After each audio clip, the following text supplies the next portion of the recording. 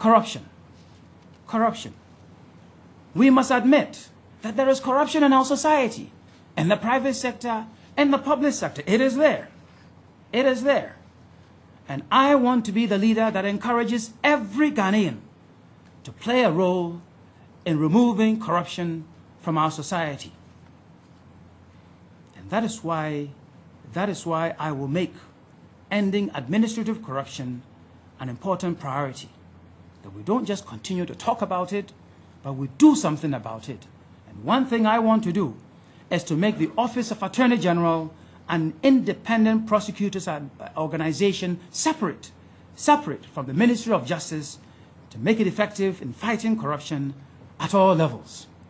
And if we talk about Freedom of Information Act, if it isn't passed, when I get there, it will be passed very promptly. Because the people deserve information. The people deserve to know that if someone does wrong, it will not be because they belong to a certain political party that they go free. Or that someone does something very small because they belong to a different political party that the state descends on them heavily to punish them. Now let's talk about energy. My party's vision is to provide leadership with a sense of urgency to deliver abundant energy resources to enable the acceleration of industrialization and modernization of our communities. And I keep saying that we know what needs to be done. It is not that anybody is going to bring anything new. The energy plans have been there, from the NDC to the MPP. It's a matter of implementation. And what is the difference here? It's a leadership that will implement what needs to be done today and not wait till tomorrow. And our party has a track record. It is the only one planned to bring significant energy resources and in its tenure completed it. There's no equal. So we're talking about what we have demonstrated, not just what we talk about, not just what is on a piece of paper. And let me tell you, as energy is an ingredient that is essential for development, it will receive the highest level of attention from the presidency. And in the area of oil and gas, we want to ensure that there's effective participation. And I mean, when I say participation, ownership of Ghanaians in all areas, both upstream and downstream, because we want Ghanaians to share in ownership so that profits can remain in this country. And I want to be very clear. When I'm your president, if there's a natural resource anywhere, and Ghanaians can't share in ownership, it will remain on the ground. Go and look at Johannesburg. It's a gold town. It's a big city, modern city. Now look at Obuasi, go to Akwatia, go to Prestia. Is that what we want? Absolutely not.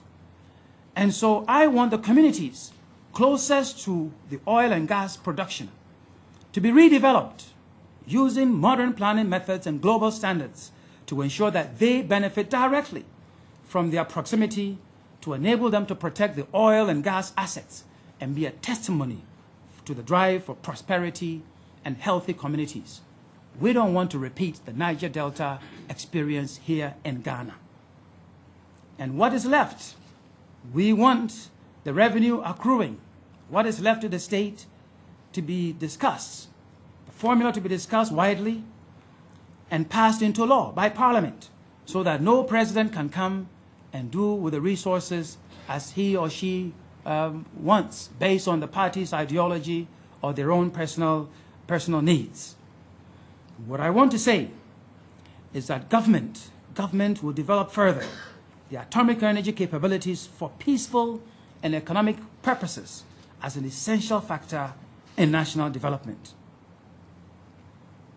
And now let's talk about food and nutritional security, because it is important that we recognize the fact that all over the world, governments are taking bold steps to protect food stocks by restricting the amount of food items that can be exported.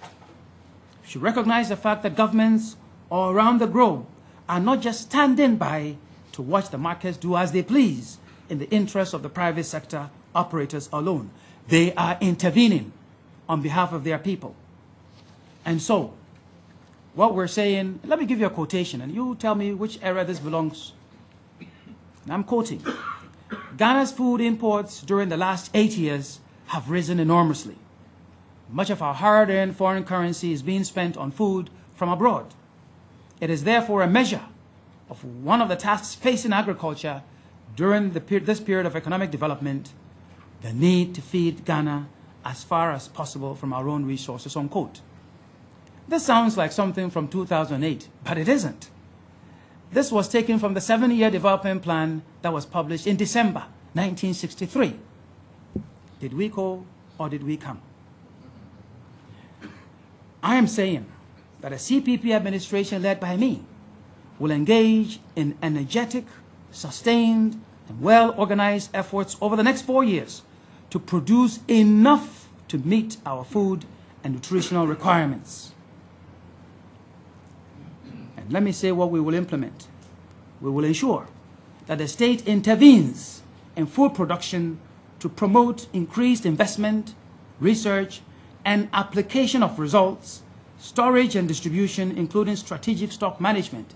And that is one reason why we want to retain the Agricultural Development Bank as a Ghanaian-owned financial institution of food for domestic consumption. And we will support the CSIR and the universities to bring research to practical use by investing and providing modern research tools, equipment, and facilities, and then providing tax incentives to the private sector for the use of research output to encourage innovation and food production. And oh yes, we will redesign the Workers' Brigade and bring them back. And yes, we will restructure the Food Distribution Agency so that we focus on post-harvest work, such as preservation, processing, and distribution to secure national food and nutritional security.